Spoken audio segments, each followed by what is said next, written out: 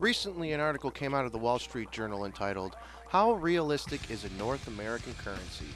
It's by a writer by the name of Todd Harrison. It was released January 28th, 2009. And the reason why I'm putting this little blog up here is because, well, it would appear that the conspiracy theorists are right, considering you're running this piece, Wall Street Journal, for your corporate crime bosses, the Rothschilds and the Rockefeller crime syndicate. The article starts out by saying, Thomas Jefferson once said, "Once you reach the end of your rope, tie a knot in it and hang on." As the global financial system pushes on a string, investors are desperately trying to hold on tight. The New World Order is upon us, full of hope, promise, and a fair amount of fear. In our recent discussion regarding the direction of our country, we noted that risks of catering to conventional wisdom and the implications of the U.S. dollar. See Market Watch column on New World Order. Oh, what's this? Fuck you, Wall Street Journal, you fucking hacks. How dare you insult my intelligence by calling people like me crazy all these years, and now you're telling me, well, there is a New World Order, but it's good. It's, what'd you say? Full of hope and promise. Yeah, promise of despotism. The Minion Mill mantra is to provide financial news you need for you need to know it. That's the fine line to walk, as foresight often flies in the face of mainstream acceptance. In 2006, it seemed counterintuitive to forecast a prolonged socioeconomic malaise entirely more depressing than the recession. But for years now, the notion of an invisible hand was a conspiracy theory until we learned that the Working Group on Financial Markets was a central policy tool. Oh, really? Oh, so the invisible hand was a conspiracy theory until we decided to tell the fucking slaves that we exist. I see. See how slick they are? What's next? Martial law and FEMA camps will be acceptable then too, right? And now as we gaze across our historical significant horizon, we must open our minds to thoughts and ideas that may seem foreign to folks conditioned by the past and stunned by the present. Yeah, open your minds to a new type of feudalism. Don't worry about the conditioning we gave you in the past. We're going to give you more conditioning in the future, so you'll get over that. Don't be stunned that the conspiracy theorist warned you about us all these years ago. We created this crisis, and now we want to save you from it with a new currency.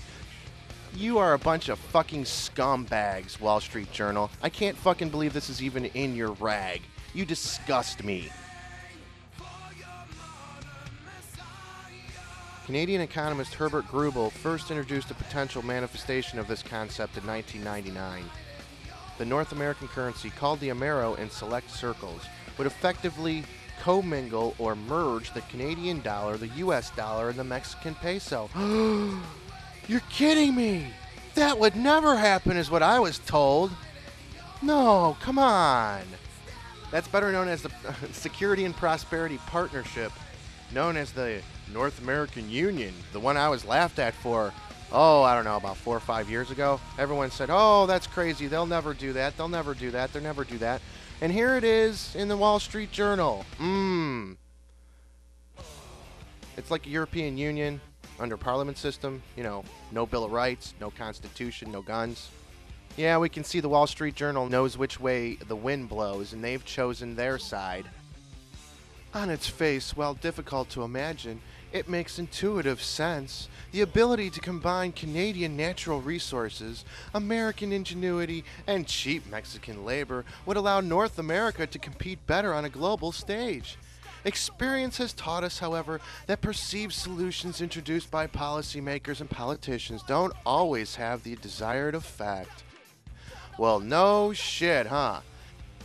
No, scum. You know damn well the American people don't want a bunch of cheap Mexican labor pouring up over the border to drive down their wages and drive down their standard of living. You know damn well that the Canadians do not want to give up their natural resources any more than we would want to give our natural resources to Canada.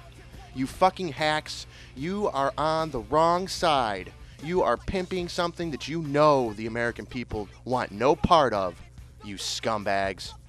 I love this one. I've long contended that much like the internet prophecy proved true, but not before the tech crash, so too would the globalization, albeit not without painful yet necessary debt destruction. To get through this, we need to get through this. If we're not allowed to go through it, foreigners will seek alternative avenues. Remember, foreholders of dollar-denominated assets, seeds of discontent have been sowing under the surface for years, with the greenback off 30% since 2002. Yeah, the greenback is off because the Fed Reserve keeps printing fuckloads of goddamn money in tandem with Bush launching all kinds of useless wars under false pretenses. Isn't it funny how they use the term internet prophecy? Internet prophecy, it looks like it's going to be proven true. All this comes on the heels of a false flag event many believe was the government had a hand in, and that's 9/11. But that's just a coincidence too, I'm sure. Don't worry, sheep. Just go back to sleep. Everything's just fucking fine. It goes on to say, if this dynamic plays out, and I've got no insight that it will. Yeah, sure you don't, jackass. The global balance of power would fragment into 4 primary regions: North America, Europe, Asia, and the Middle East. In such a scenario, ramifications would manifest through social unrest and geopolitical conflict. Well, no fucking shit, Sherlock. You're gonna drive the fucking wages of the world into the toilet, basically making a new world order feudalistic state, and then you're gonna expect everybody to go, "Oh, we love you! Oh, we love it!" This particular path isn't something one would wish for, but the culminative imbalance that steadily built in our finance-based economy must be resolved one way or another. Therein lies the critical crossroads we together face as our world attempts to find its way. Yeah. Why don't you just let the free market system work itself out? I mean, there was no talk of a new currency after the 1929 crash. And as a matter of fact, there was no talk of putting troops in American streets either. No. They're going for broke. And you know it, Wall Street Journal. You fucking scumbags. What else do they say? Scary? Yes. Probable? Not so much. Okay, whatever. At least for the time being. Possible? Certainly. Although I'll again offer that it could take years before the pieces of the prickly puzzle fall into place. They're already in place. What are you talking about? They're crashing the economy. They're blowing out the housing market. I mean, they're taking all the 401k plans. They're installing a police state. The plans are already in place and in motion. Wall Street Journal, thank you very much for pointing out the fucking obvious.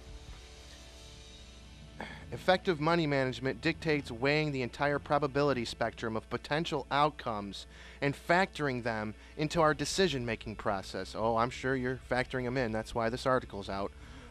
While the notion of a seismic currency shift may seem obscure, we must respect the possibility long before it becomes front page news. Yeah, well, I was called crazy for years, and only because they bottom out the economy and probably took your grandma's 401k plan. Oh, you're coming out on the right side now. Oh, that's right, you were bought by Fox News. Never mind. For if I've learned anything through the last few years, proactive thought is necessary as a precursor to effective preparedness. Yes, I know. What you guys are talking about is nothing more than high fucking treason, Wall Street Journal. Bringing in a new currency is high treason. You people want to destroy this country. And you're supporting the people who want to destroy it. Way to go. Way to go, Wall Street Journal. Thanks a fucking lot.